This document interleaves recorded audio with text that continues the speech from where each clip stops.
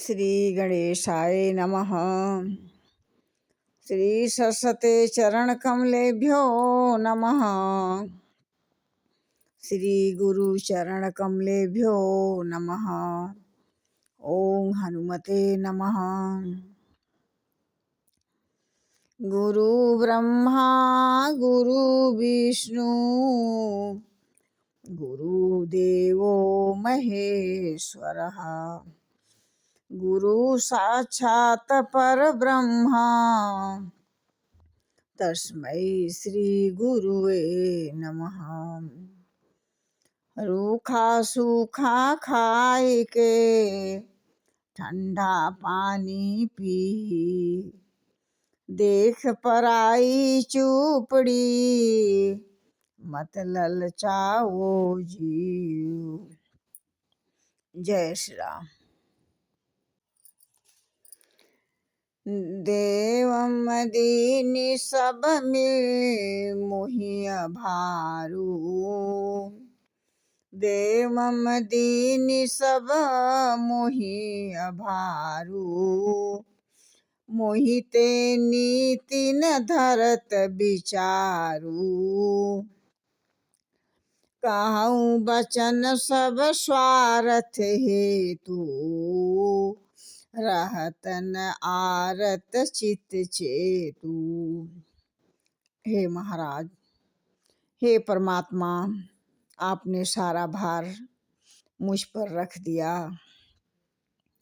मुझे तो नीति का विचार और धर्म का भी नहीं है। दुखी मनुष्य के चित्त में चेत और विवेक नहीं रहता है। उत्तर दे सुनि स्वामी रजाई, सो सेवक लखिला जल जाई। असमय गुण उदधि अगाधु, स्वामी स्नेह सराहत साधु।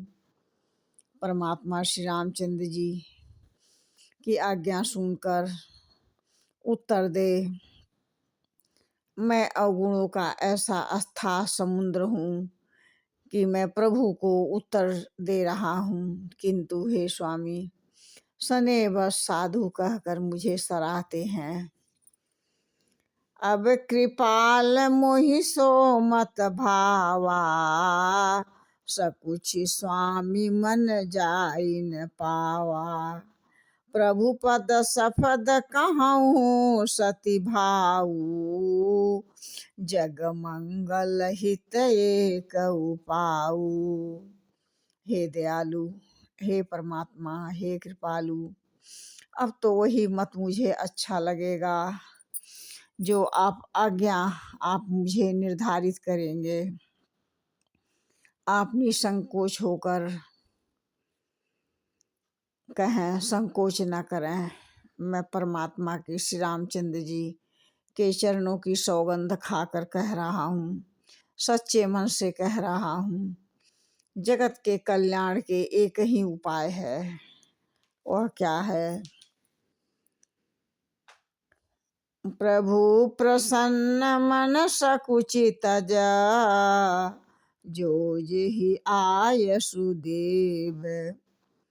सो सिर धरि धरि करहि सब, मिटहि अनट अवरीब। हे परमात्मा, हे दयानिधे, हे प्रभु, आप प्रसन्न होकर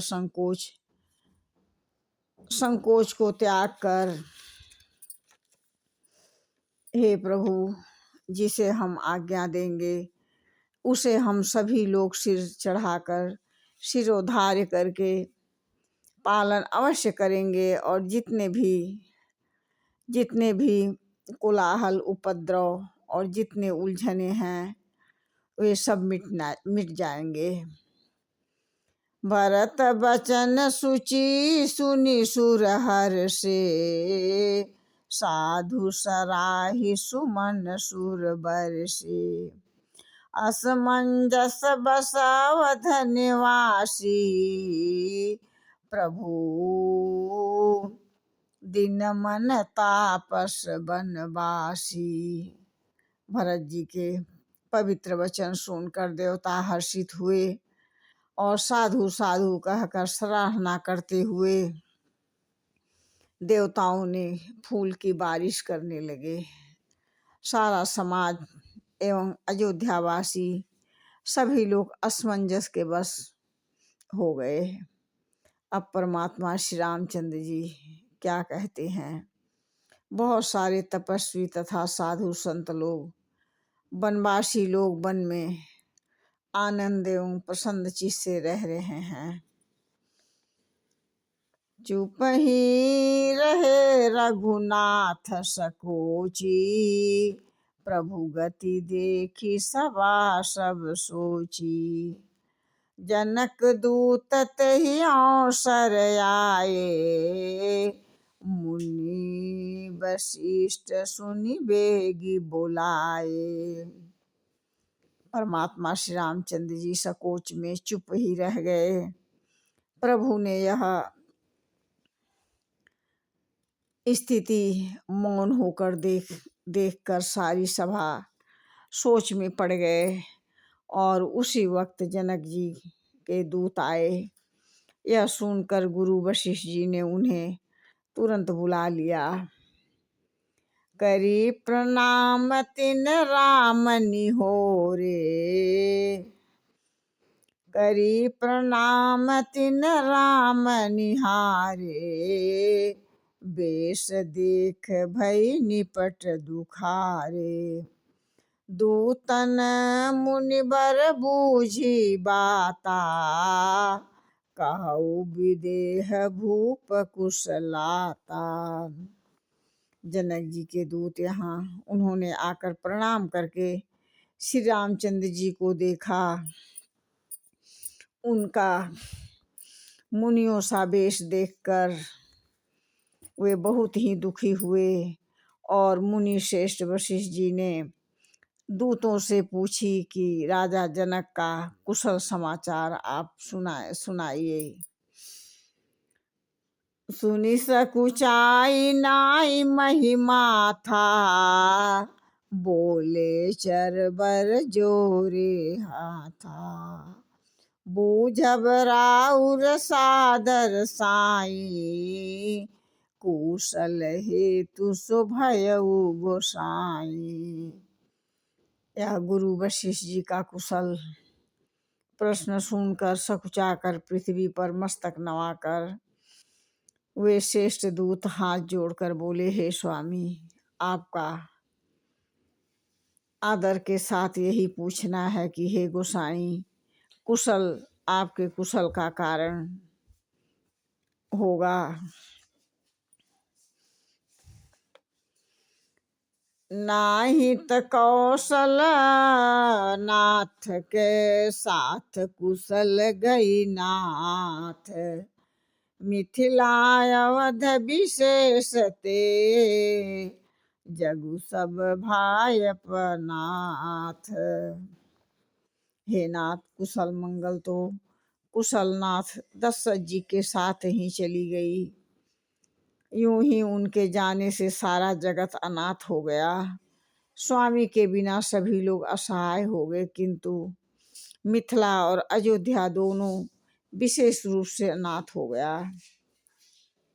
कौशलपति गति सुनि जन कोरा, भे सब लोक शोक बस बोरा।